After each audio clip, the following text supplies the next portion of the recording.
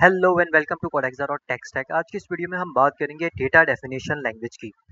Data definition language क्या होती है? सबसे पहले मैं बता दूं कि डेटाबेस के अंदर हम दो तरीके की कमांड्स को यूज़ करते हैं। एक होती है DDL command which is data definition language, और एक होती है DML commands, data modification language. सबसे पहले हम बात करेंगे डीडीएल कमांड्स की, और इस वीडियो के अंदर हम देखेंगे कंप्लीट डिटेल में कि डीडीएल कमांड्स क्या होती हैं, कितनी तरह की होती हैं, किस तरह से हम उनको यूज़ कर सकते हैं। साथ में हम एसक्यूएल सर्वर मैनेजमेंट स्टूडियो के ऊपर कुछ क्यूरीज भी लिख के देखेंगे कि ताकि हम इस डीडीएल कमांड्स के ऊपर ग्रिप हासिल कर सकें। नाउ डीडीएल की अगर मैं बात करूं तो डीडीएल की डेफिनेशन ये है: DDL is used to define and change the structure of a database. Database के स्ट्रक्चर के चेंज के लिए हम डीडीएल कमांड्स को यूज करते हैं। अब स्ट्रक्चर क्या होता है? स्ट्रक्चर को आप एक नॉर्मल, एक रियल वर्ल्ड एग्जांपल से समझें, जस्ट लाइक अ हाउस।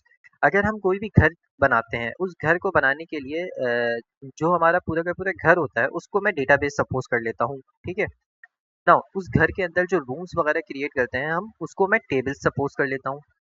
मैंने जब घर बनाया तो मैंने एक पूरा कंप्लीट डेटाबेस बना दिया। डेटाबेस मेरा घर है। उस घर के अंदर कुछ रूम्स होते हैं, वो रूम्स क्या हो गए? मेरे टेबल्स हो गए। अच्छा, अब हर रूम के अंदर कुछ फीचर्स होते हैं, जस्ट लाइक टेबल्स, एसी और भी बहुत सारे जो फीचर्स होते हैं रूम के अंदर, बेड। तो उसको मैं अपना कॉलम सपोज कर लेता हूँ। तो जितने भी मेरे फीचर्स थे घर के अंदर, उसको मैंने क्या सपोज कर लिया? कॉलम।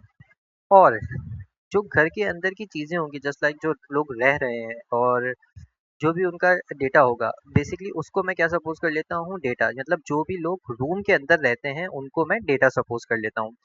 तो स्ट्रक्चर को जो मीन था वो आपको समझ में आ गया। तो स्ट्रक्चर का मतलब क्या है कि अगर मैं किसी रूम के अंदर कोई दीवार को आगे पीछे कर दूं, या गेट जो है वो चेंज कर दूं, के अंदर मॉडिफिकेशन कर दूं, यानी कि रूम्स के चेंजेस कर दूं, डेटा पूरा का पूरा घर जो है वो रीस्ट्रक्चर कर दूं, दोबारा से तोड़ के दोबारा बनाऊं, तो ये बेसिकली कहलाता है स्ट्रक्चर का चेंज।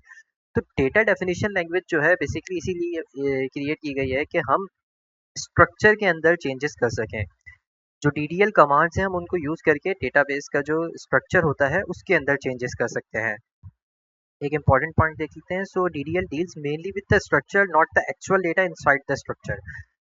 तो इस पॉइंट का मतलब यह है कि हम डीडीएल कमांड्स को यूज करते हुए स्ट्रक्चर के अंदर चेंज कर सकते हैं, ना कि डेटा के ऊपर चेंज कर सकते हैं।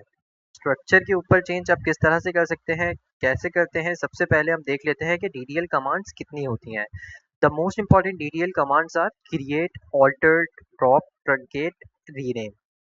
क्रिएट कमांड क्या करती है? क्रिएट डेटाबेस ऑब्जेक्ट के। क्रिएट कमांड को यूज करते हुए हम डेटाबेस को क्रिएट कर सकते हैं। जस्ट लाइक मैंने कहा था ना कि हम घर बनाते हैं एक, तो हम बेसिकली डेटाबेस जो क्रिएट करते हैं वो क्रिएट कमांड को यूज करते हुए करते हैं, और ये एक डीडीएल कमांड है। इसी तरह ऑल्टर जो है वो चेंज एन एग्जिस्टिंग ऑब्जेक्ट। हम एग्जिस्टिंग डेटाबेस के अंदर कोई भी चीज़ का, किसी भी चीज़ का स्ट्रक्चर अगर चेंज करते हैं तो उसके लिए हम ऑल्टर कमांड को यूज़ करते हैं। Then drop command deletes an object completely. अगर हमें डेटाबेस डिलीट करना है, टेबल डिलीट करना है, तो इसके लिए हम ड्रॉप कमांड को यूज़ करते हैं। The fourth one is truncate. Truncate क्या करता है? Removes all the Ross from a table. Truncate remove कर देता है जितनी भी रॉज होती हैं टेबल से।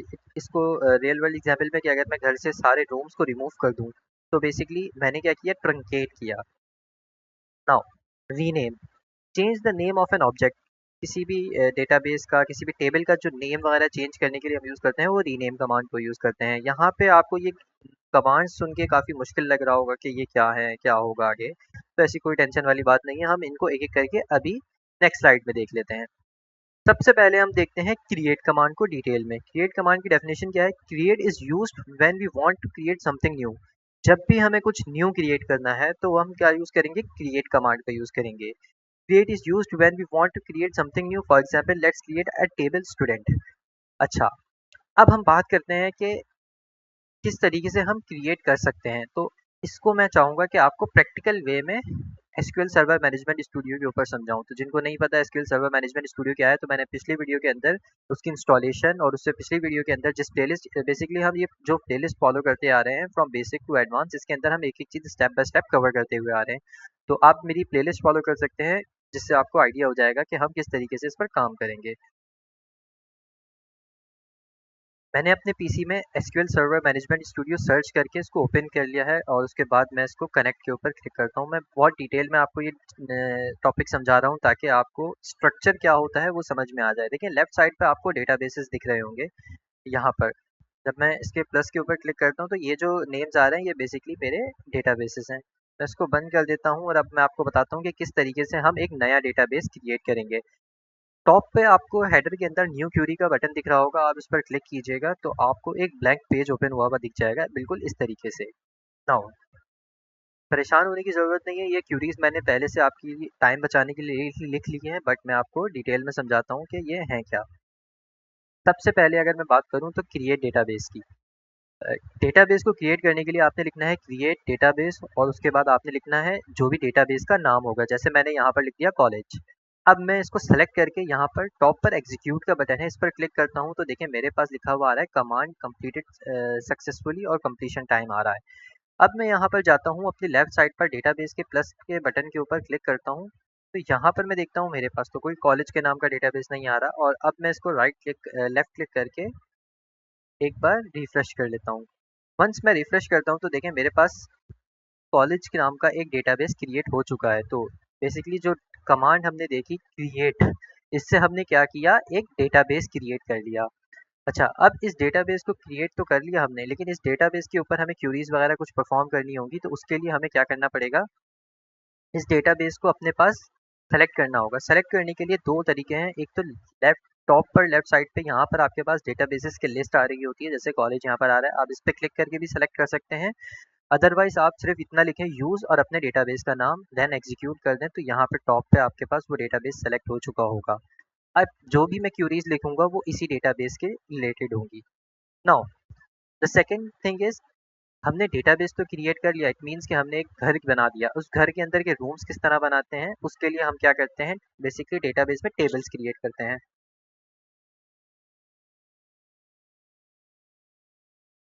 तो टेबल क्रिएट करने के लिए मैंने एक कमांड लिखी है क्रिएट टेबल और टेबल के बाद उस टेबल का नेम लाइक मैंने लिखा है स्टूडेंट्स।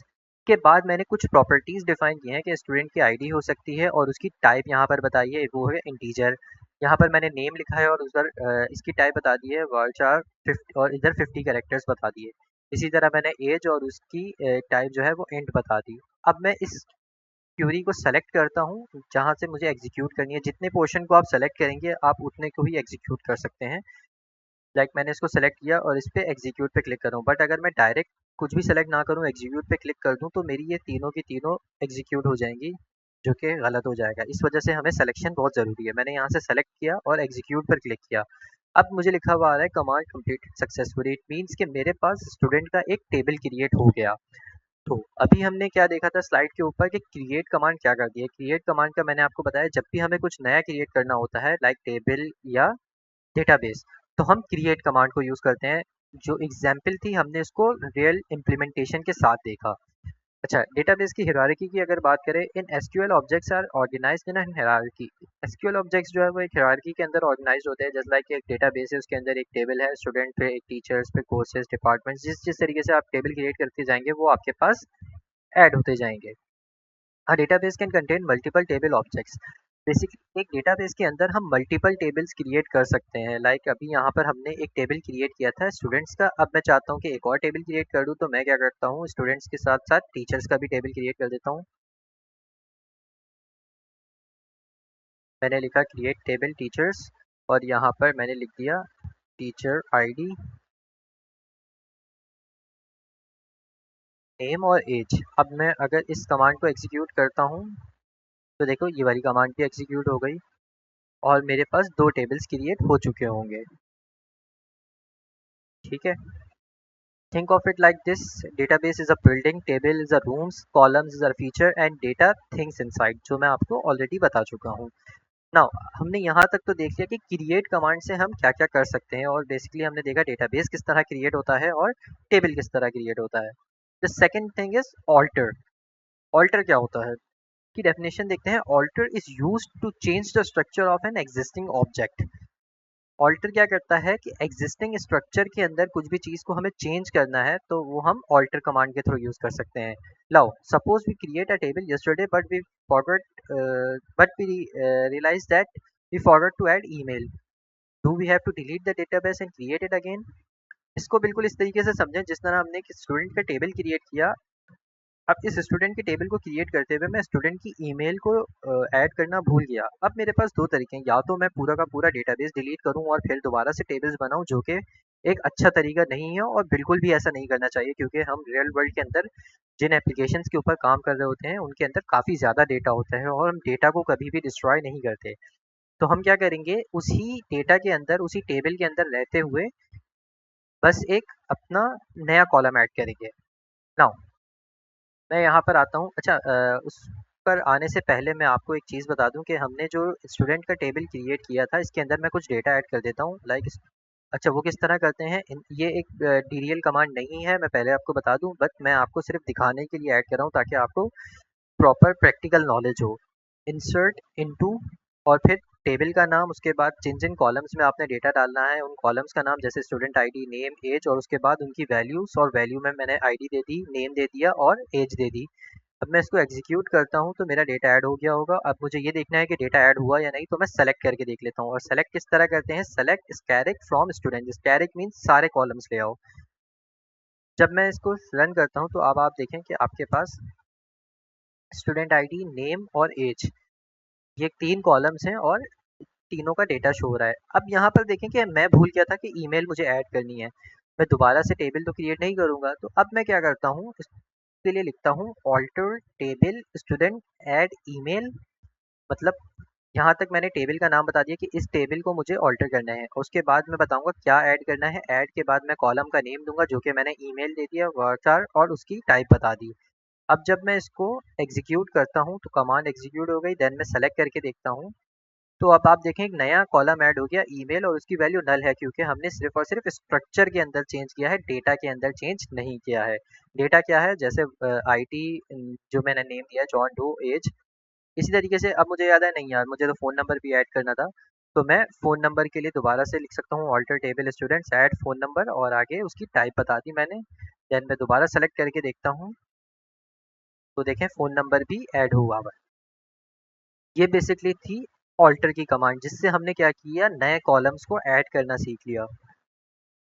सो स्लाइड के ऊपर हम वापस आ जाते हैं। Basically alter equals to change the structure of an existing object. ठीक है, ऑल्टर से हमने क्या किया, एग्जिस्टिंग स्ट्रक्चर के अंदर चेंज किया।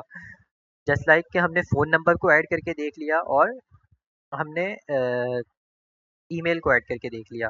अब ऐसा भी तो हो सकता है कि मैं उसी कॉलम के नेम को मॉडिफाई करना चाह रहा हूँ। तो बेसिकली इसकी एग्जांपल ये है,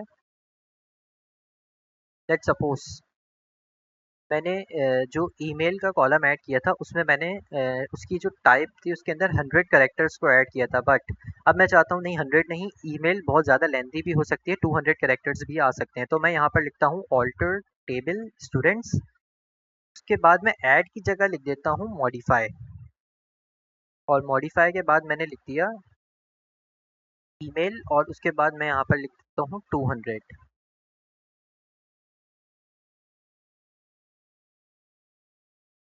अच्छा, बेसिकली अब आप देखेंगे कि यहाँ पर एक एरर आया है जो कि है सिंटैक्स एरर। ये मैंने जानबूझकर आपको दिखाया है क्योंकि देखें हम जो क्यूरीज लिख रहे हैं वो लिख रहे हैं एसक्यूएल सर्वर मैनेजमेंट स्टूडियो के अंदर। यहाँ पर जो हम क्यूरीज लिखते हैं उनका सिंटैक्स भी थोड़ा सा डिफरेंट हो सकता है।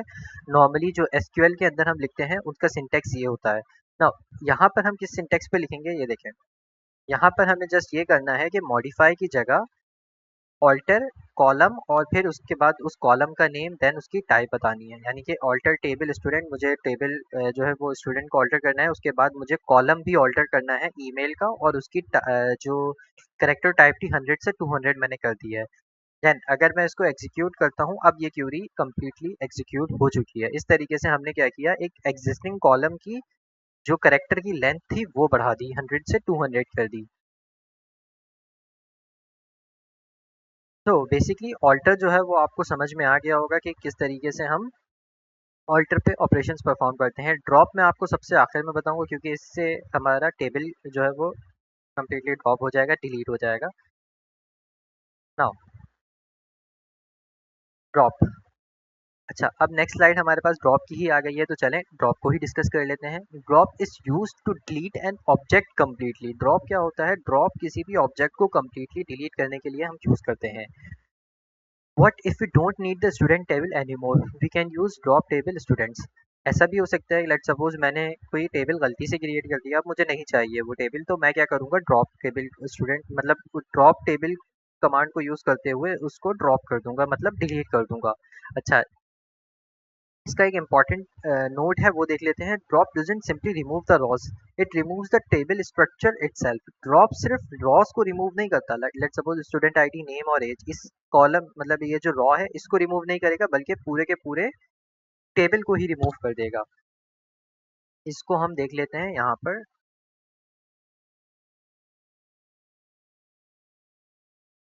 Now, जहाँ पर मैंने एक कमांड लिखी ड्रॉप टेबल स्टूडेंट, अब आप देखें मैं जैसे ही इसको रन करता हूँ तो कमांड सक्सेसफुली एग्जीक्यूट हो गई। अब मैं क्या करता हूँ कि table draw sorry collar database के अंदर जो हमारा टेबल था वो डिलीट हुआ या नहीं, उसके लिए मैं सेलेक्ट स्टैटिक फ्रॉम स्टूडेंट्स करके देखता हूँ। अब आप देखेंगे यहाँ पर क्या आ रहा है, एरर आ रहा है, और एरर क्या कह रहा है, इनवैलिड ऑब्जेक्ट नेम स्टूडेंट्स।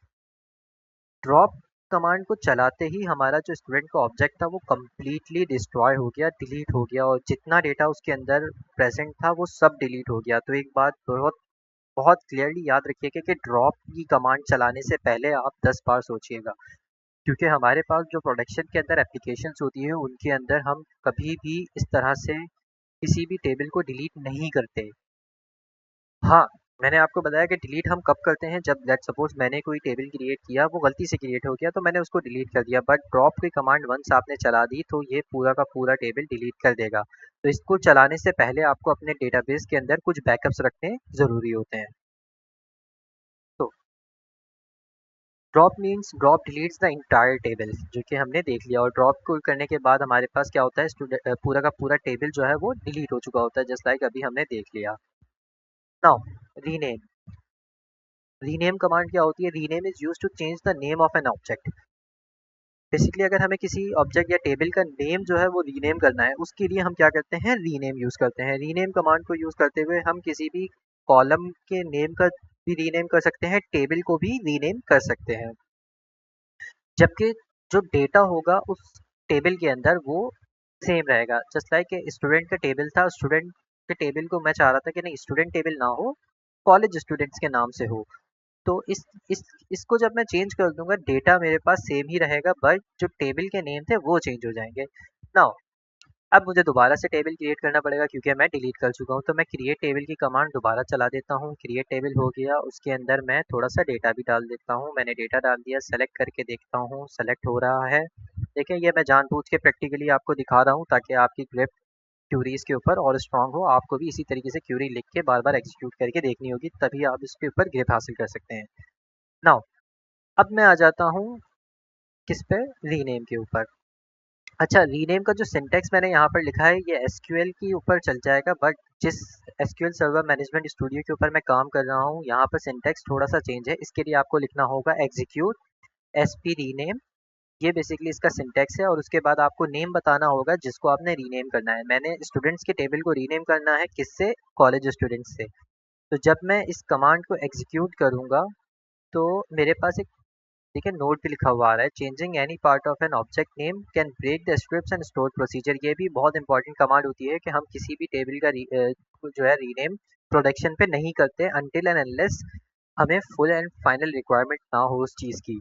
अपनी मर्जी से हम कभी भी टेबल्स के नेम को चेंज नहीं करते, क्योंकि ये ऑलरेडी कोड के अंदर यूज हो रहे होते हैं। जब हम टेबल डीबी के अंदर कुछ चेंज करते हैं तो हमें कोड के अंदर भी जाके चेंज करना होगा। ये एक प्रो टिप है जो हम प्रोडक्शन के अंदर इन चीज़ों का ख्याल रखते हैं। मैं आपको हाथ के हाथ ये चीज़ें इसीलिए बता रहा हूँ।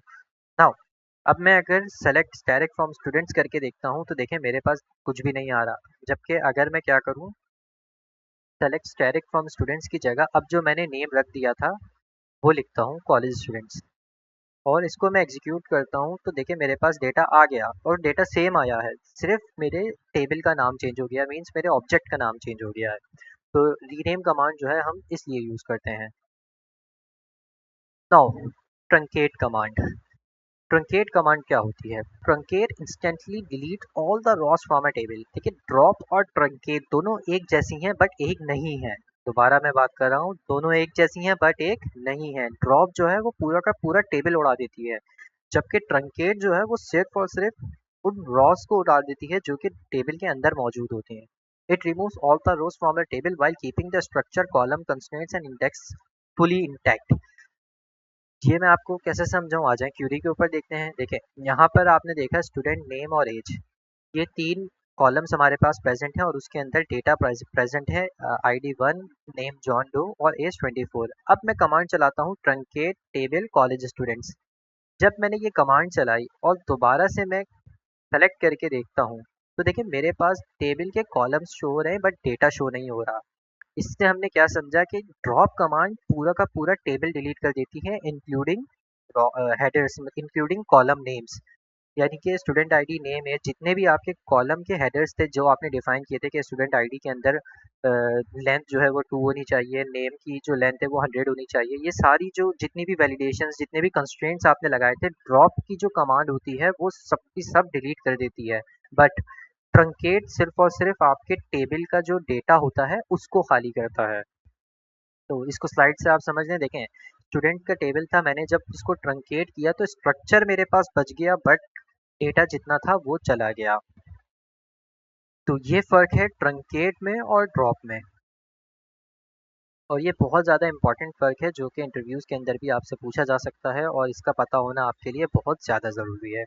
You want to remove all students but you still want the student table to exist, तो रन दिस कमांड। आप चाहते हैं कि आपका टेबल का स्ट्रक्चर कायम रहे बट पूरा का पूरा डेटा उड़ जाए, तो उसके लिए आपको ट्रंकेट का यूज़ करना होगा। अच्छा, इसकी एक प्रो टिप है और वो ये है, think of it as a rapid reset button that empties a database table without deleting the table itself. आप इसको एक रीसेट बटन भी कंसिडर कर सकते हैं। लाइक आपके पास 2000 रिकॉर्ड्स थे, अब आप नहीं चाहते कि आपके पास 2000 रिकॉर्ड्स अब इस टेबल के अंदर मौजूद हों, आप सिर्फ और सिर्फ, लेकिन आप ये चाहते हैं कि टेबल रहे क्योंकि टेबल के अंदर दोबारा से डेटा आना है। तो आप क्या करेंगे कि इसको रीसेट के तौर पे यूज़ करेंगे, लाइक ट्रंकेट की कमांड चला देंगे आप, तो उससे क्या होगा कि आपका पूरा का पूरा जो डेटाबेस के अंदर जितने भी रॉस थी वो सब खाली हो जाएंगे बट टेबल रहेगा। उस टेबल के अंदर आप बाद में डेटा एंटर करते रहेंगे। तो ये थी ट्रंकेट की command. Now what we will learn in next video, we will learn in next video about DML commands. What is DML? DML क्या होती है और DML की कमांड्स कितनी होती हैं, किस तरीके से हम उनको यूज़ करते हैं। जिस तरीके से हमने यहाँ पर आज देखा कि DDL क्या होती है, DDL कमांड्स कितनी होती हैं, उनको किस तरीके से यूज़ करते हैं, और हमने SQL सर्वर मैनेजमेंट स्टूडियो के ऊपर कंप्लीट डिटेल में देखा। So if you found this video helpful for you, please like, comment and subscribe to our YouTube channel. और हमने इंस्टाग्राम के ऊपर भी अपना एक चैनल लॉन्च किया है, उस पे भी आप विज़िट कर सकते हैं, जहाँ पे हम अपनी शॉर्ट वीडियोस डालते हैं ताकि अपनी जो भी नॉलेज है वो आप तक बेटर तरीके से शेयर कर सकें। तो आप उसको भी सब्सक्राइब कर सकते हैं, उसको भी लाइक, कमेंट एंड शेयर कर सकते हैं। तो thank you so much for watching this video.